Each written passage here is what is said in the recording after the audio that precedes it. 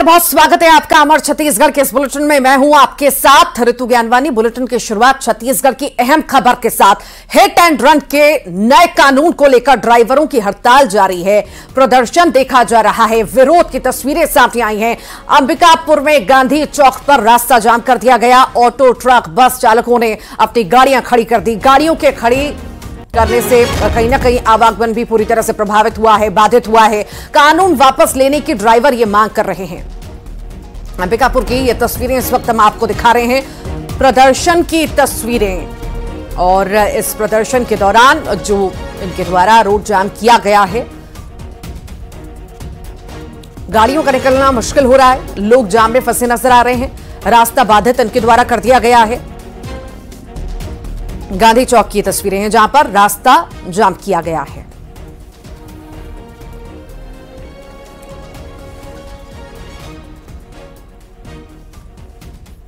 जो नया कानून लागू किया है उसके अनुसार से ड्राइवर भाई लोग तो गाड़ी चला ही नहीं पाएंगे।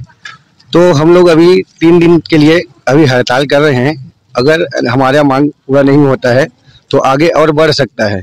महोदय से हम निवेदन करेंगे कि ये नया कानून को रद्द करे और ड्राइवर भाइयों को गाड़ी चलाने के लिए अनुमति दे। यही इच्छा चाहते हैं हम लोग।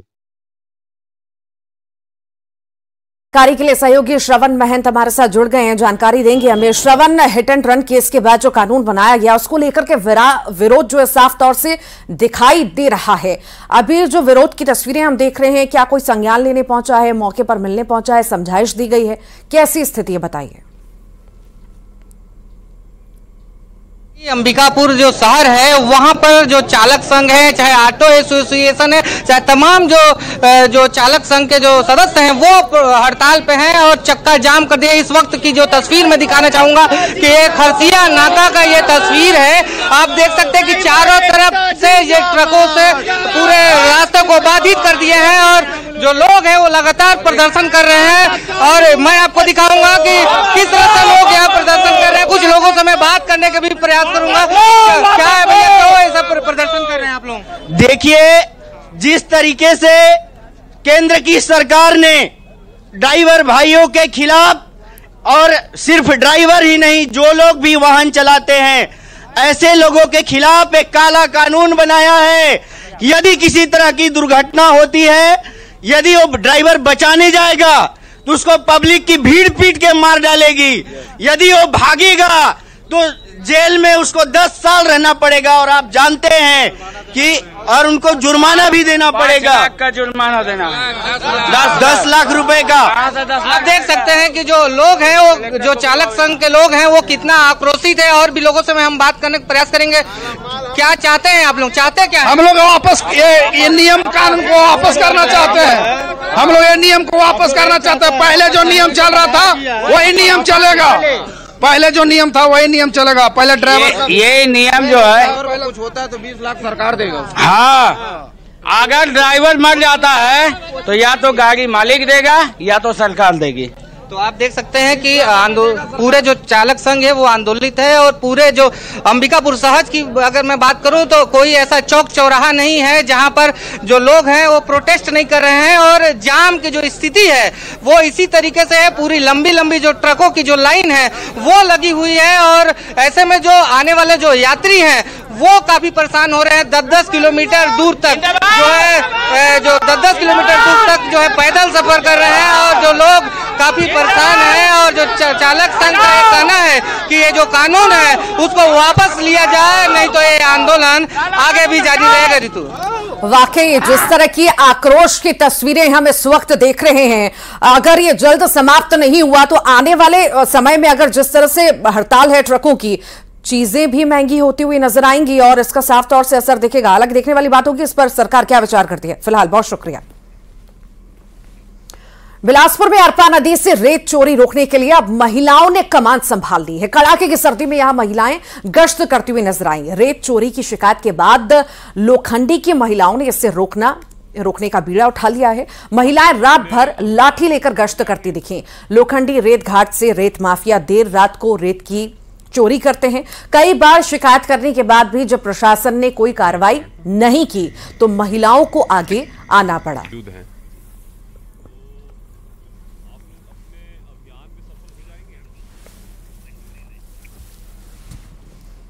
और ज्यादा जानकारी के लिए उमेश मौर्य हमारे साथ जुड़ गए हैं। उमेश, रेत माफियाओं पर लगाम नहीं लग पा रही है और ये शर्म की बात है कि इस पर कंट्रोल प्रशासन द्वारा नहीं किया जा रहा है। महिलाओं को मोर्चा संभालना पड़ा है देर रात।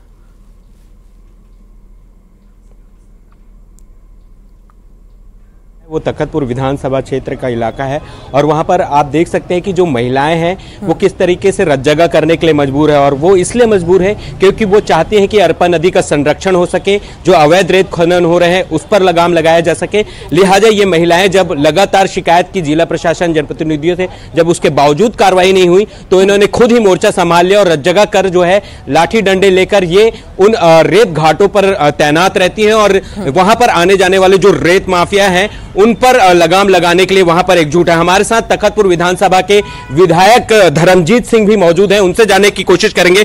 सर, एक बड़ा मुद्दा रहा है विधानसभा चुनाव से पहले कि सैंड, रेत और कोल माफियाओं के खिलाफ कार्रवाई की जाएगी, लेकिन महिलाओं को उतरकर सामने आना पड़ रहा है। सर, किस तरीके से इस पर आगे कार्रवाई होगी? ये पिछले 5 वर्षों में छत्तीसगढ़ में कांग्रेस पार्टी की सरकार थी और उस सरकार में उस वक़्त के तत्कालीन विधायक महोदया जो तखतपुर की विधायक थी, उन्होंने खनिज अधिकारियों और रेत माफियाओं को पूरी तरह से संरक्षण दिया। उनके संरक्षण में ही वहाँ पर अवैध उत्खनन और ध्वंस की राजनीति चली, जिसके कारण वहाँ के निवासियों को बहुत सी तकलीफ़ों का सामना करना पड़ा।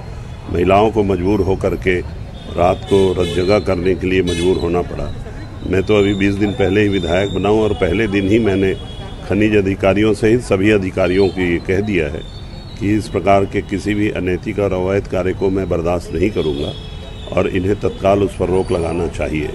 लेकिन मैं ये कह सकता हूँ कि खनिज अधिकारी जो वर्तमान में यहाँ पर हैं, सारे के सारे तत्कालीन सरकार के नेताओं और विधायकों के नौकर के समान काम कर रहे थे। ठीक, बड़ा मुद्दा रहा पर शायद इस मुद्दे पर ध्यान नहीं दिया गया कि ऐसी स्थिति निर्मित हो गई है कि महिलाओं को कमान संभालनी पड़ी है।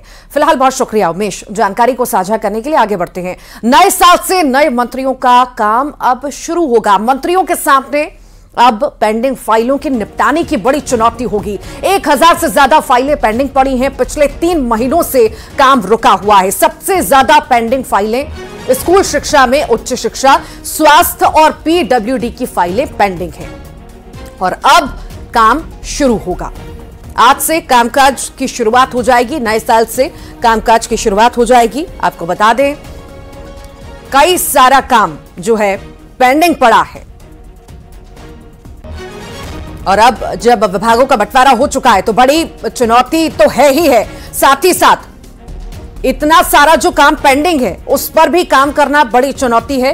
आखिर किस तरह से इसकी शुरुआत होगी, कब तक सारा काम निपटेगा जो इतना पेंडिंग है, ये तो देखने वाली बात होगी। ज्यादा जानकारी आकाश शुक्ला से हम लेते हैं। आकाश, विभागों का बंटवारा हो गया, आज से कामकाज की शुरुआत भी हो जाएगी। बहुत सारा काम पेंडिंग है और अब शुरुआत जल्द, माने कि ये जो पेंडिंग काम है सारे वो अब जल्द निपट जाएंगे। जी बिल्कुल, देखिए सबसे पहले आचार संहिता के बाद जो विभाग में है वो कहीं ना कहीं फाइलें और काम का ठप पड़े हुए थे। लगातार जो है फील्ड से भी जरूरी था कि कुछ फाइलों को स्वीकृति मिले ताकि विभागों में काम काज शुरू हो। जब इसके बाद मंत्री मंडल का गठन हुआ, मंत्री शपथ लिए, लेकिन कहीं न कहीं विभागों में देरी हो गई थी, विभाग बंटवारे में देरी हो गई थी। इस वजह से भी कहीं काम प्रभावित हुए और जब विभागों का बंटवारा 2 दिन पहले मंत्रियों को हुआ तो जैसे ही विभाग बटे सभी मंत्रियों ने अपने विभाग के अधिकारियों को बुलाया, उनके साथ बैठक की। इसके साथ ही वो सिलसिला शुरू हो गया फाइल को निपटाने का, क्योंकि 1000 से ज्यादा फाइलें हैं मंत्रालय में पड़ी हुई है। सबसे ज्यादा अगर फाइलों की बात करें, पेंडिंग मामलों की बात करें तो सीधा शिक्षा विभाग आता है। इसके साथ ही पीडब्ल्यूडी, स्वास्थ्य विभाग, महिला बाल विकास जैसे तमाम विभागों की जो फाइलें हैं वो पेंडिंग पड़ी हुई थी। आज से मंत्रियों ने काम का शुरू कर दिया है। एक तरीके से नए साल से सुबह सभी मंत्री दर्शन करने गए, अपने अपने क्षेत्र क्षेत्र के जो महत्वपूर्ण स्थान है, मंदिर है, वहां दर्शन करने गए। इसके साथ ही कुछ जो मंत्री हैं वो मंत्रालय भी पहुंच गए हैं। जैसे अभी अभी महिला बाल विकास मंत्री लक्ष्मी राजवाड़े मंत्रालय पहुंची हैं, वो अभी अधिकारियों की बैठक लेंगी। इसके अलावा भी जो है स्वास्थ्य मंत्री श्याम बिहारी जायसवाल वो भी आज मंत्रालय जाएंगे, अधिकारियों की बैठक लेंगे, फाइलों के संबंध में चर्चा करेंगे। और भी जो मंत्री हैं वो अपना काम निपटाने के बाद सीधे मंत्रालय पहुंचेंगे। तो इस तरीके से आज का शेड्यूल है मंत्रालय में भी आज, इसलिए एक तरीके से बड़ा दिन है क्योंकि सभी मंत्री पहुंचने वाले हैं अधिकारियों की बैठक लेने, और उन तमाम फाइलों पर चर्चा होगी जो अभी तक के पेंडिंग थी। इसके साथ ही योजनाओं और योजनाओं के क्रियान्वयन पर भी आज चर्चा होने वाली है। जी ठीक, बहुत बहुत शुक्रिया जानकारी को साझा करने के लिए आकाश। बिलासपुर में नए साल के मौके पर डिप्टी सीएम अरुण साव तिलक नगर स्थित राम मंदिर पहुंचे। अयोध्या में नवनिर्मित राम मंदिर के लोकार्पण के लिए आयोजित निमंत्रण कार्यक्रम में साव शामिल हुए। डिप्टी सीएम से बात की हमारे सहयोगी उमेश मौर्य ने। रामलला हम आएंगे, मंदिर वहीं बनाएंगे, और हमारे साथ इस वक्त अरुण साव जी है। देख सकते हैं कि राम मंदिर में पहुंचे हुए हैं और आज ये जो है निमंत्रण देने यहां पर पहुंचे हुए। प्रदेश भर में इस तरीके से जो राम भक्त है वो मंदिरों में पहुंच रहे हैं और इस तरीके से निमंत्रण दे रहे हैं। आखिरकार एक सपना साकार होता हुआ दिखाई दे रहा है। एक लंबी समय की लड़ाई के बाद, प्रतीक्षा के बाद जन्मभूमि अयोध्या में भगवान श्री राम के भव्य और दिव्य मंदिर के निर्माण के वो सपना साकार होने जा रहा है। पूरे देश में एक उत्सव का वातावरण है और सब लोग अयोध्या जाने की प्रतीक्षा कर रहे हैं। और छत्तीसगढ़ तो भगवान राम का ननिहाल है, भगवान राम हमारे भांजा है, और इसलिए छत्तीसगढ़ में और खासा उत्साह है। और हम सब लोगों को निमंत्रण दे रहे हैं कि अयोध्या में भगवान श्री राम का भव्य और दिव्य मंदिर का निर्माण हो रहा है। उसके प्रथम चरण का लोकार्पण और प्राण प्रतिष्ठा समारोह 22 जनवरी को होना है। तो निश्चित रूप से आए और जो भव्य और दिव्य अयोध्या का निर्माण हुआ है उसका दर्शन करें। धन्य हो सबका जीवन, और इसलिए लोगों को निमंत्रण दे रहे हैं, आह्वान कर रहे हैं कि आइए अयोध्या चलें।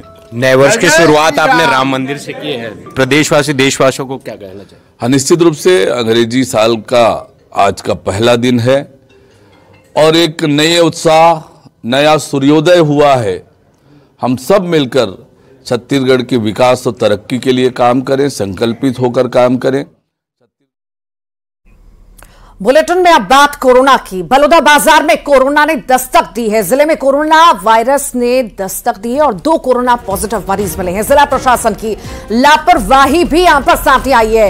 यहां पर किसी तरह का कोई अलर्ट नहीं जारी किया गया। यह भी बता दें कि बीते दिनों सोनपुरी स्थित मैदान में कोरोना की किट और कई सारी दवाइयां फेंकी गई थी, उस पर भी कोई कार्रवाई नहीं हुई, ना अब किसी तरह का अलर्ट जारी किया गया है। कोरोना वायरस ने दस्तक पूरी तरह से दे दी है। छत्तीसगढ़ में अलग अलग जिलों में मामले सामने आ रहे हैं। बलौदाबाजार की हम बात कर रहे हैं अभी, जहां पर 2 कोरोना पॉजिटिव केस मिले हैं।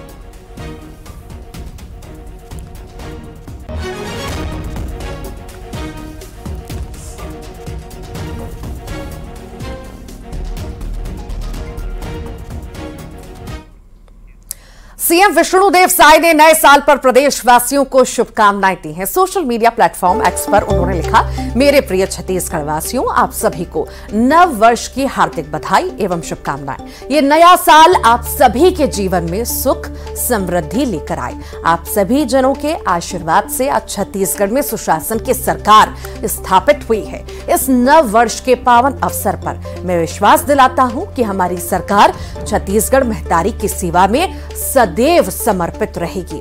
आप सभी भाई बहनों को साथ लेकर मैं और मेरी सरकार समृद्ध और खुशहाल छत्तीसगढ़ का निर्माण करेंगे। जय जोहार, जय छत्तीसगढ़।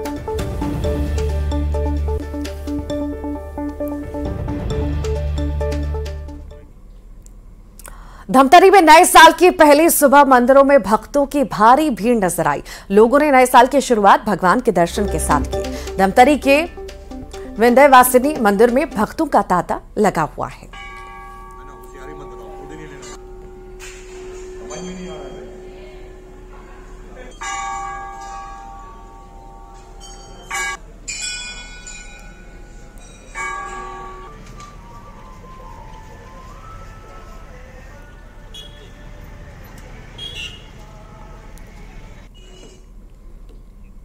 अंबिकापुर में नया साल के पहले दिन मां महामाया मंदिर में जनसैलाब उमड़ा। मां महामाया मंदिर में श्रद्धालुओं ने खुशहाली की कामना की। सुबह से ही लोग मंदिर पहुंचने लगे। यहां भक्तों की भारी भीड़ उमड़ पड़ी। 2024 नए साल की आज शुरुआत है और इस वक्त हम मां महामाया मंदिर में मौजूद है और आज के दिन आप देख सकते हैं कि किस तरह मंदिरों में जनसैलाब उमड़ा है और आज जो है दिन की जो शुरुआत है नया साल की वो मां महामाया मां के दर्शन करने के साथ लोग कर रहे हैं। सुबह से ही इस मंदिरों में जो है भीड़ लगा है। हमारे साथ कुछ श्रद्धालु भी हैं। हम जानेंगे कि भैया आज नया साल है, मंदिर पहुंचे हैं, क्या है? सर हम लोग हर वर्ष के भांति इस वर्ष भी नया वर्ष में महामाया माता रानी का दर्शन करने आते हैं। महामाया माँ का सदैव आशीर्वाद बना रहता है और हम लोग हर साल इसी तरह नए वर्ष में आते हैं। महामाया का कृपा बनाए रहे। तो आप देख सकते हैं कि जो नया साल में हर वर्ष जो है जो लोग हैं वो माँ के दर्शन करते हैं और भी कुछ लोगों से बात करेंगे। अम्मा हैं, उनसे बात करेंगे। ये बताइए अम्मा, आप आई हैं आज, क्या खास था? आज शुरुआत कर रहे थे। माँ के पास रोज ही खास रहता है बेटा। अपने जीवन में जब से आई हूँ 64 से शादी होके, तब से माँ के शरण में हूँ। आज नया साल है, क्या मांगने आई हैं? बस सब खुशी रहे, अपना परिवार, देश, राज सब कोई सुख रहे, यही मांगने आई हूँ। तो आप देख सकते हैं कि जो मंदिर में जो है श्रद्धालु पहुँच रहे हैं और नया साल की शुरुआत माँ के मंदिर से दर्शन कर आने वाले जो साल है उसके लिए बेहतर ढंग से अच्छे से गुजरे, इसके लिए पूजा अर्चना जो कर प्रार्थना कर रहे हैं। श्रवण महंत, न्यूज़ 18 छत्तीसगढ़, अंबिकापुर। मुंगेली में भी लोगों ने नए साल की शुरुआत मंदिर जाकर की। यहां मंदिरों में सुबह से ही श्रद्धालुओं की भीड़ रही। मां महामाया मंदिर में सुबह से भक्तों की लंबी लाइनें लगी रहीं। लोगों ने पूजा अर्चना कर नए साल के लिए आशीर्वाद मांगा।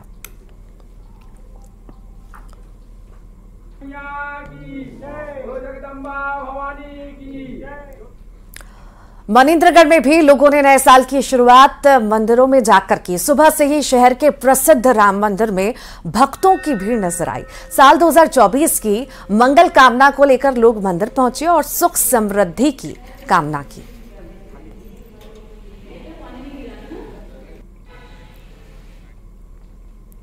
सूरजपुर में भी कुछ ऐसी ही तस्वीरें देखने को मिली। नए साल पर मंदिरों में श्रद्धालुओं की भीड़ देखी गई। शिव मंदिर में सुबह से बड़ी संख्या में लोग पहुंचे। लोगों ने पूजा अर्चना की, नए साल के लिए आशीर्वाद मांगा।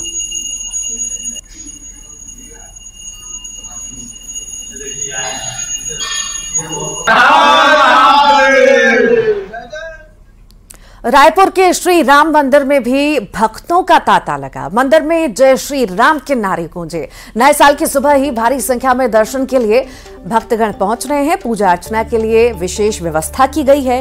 राजधानी समेत प्रदेश के सभी मंदिरों में नव वर्ष को देखते हुए विशेष तैयारियां भी की गई हैं।